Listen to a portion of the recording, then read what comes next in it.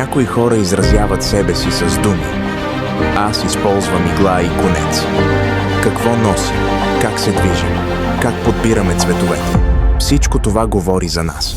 Понякога дори повече, отколкото искаме.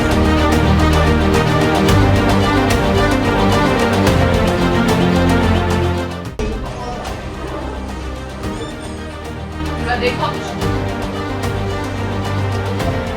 Колко време отиваш ти миналото пътя?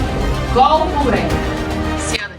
Говорим за ценни неща, морални добродетели. Вие ми се държите като... Не всеки разбира страстта.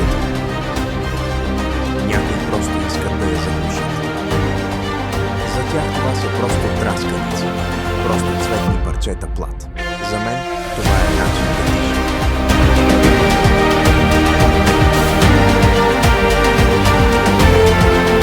Понякога срещаш някой, който те вижда такъв какъвто си. Тя ми се довери. Погледна ме с възхищение и за първи път си помисли: ами ако не съм сам?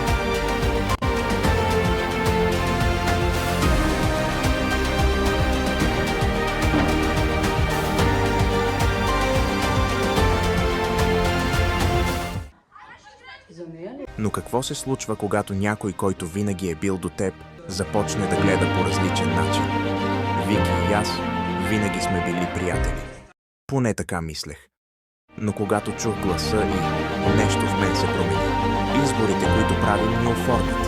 Но как да знаеш кой е правилният? Ива е до мен. Усмихва ми се. Хваща ръката ми.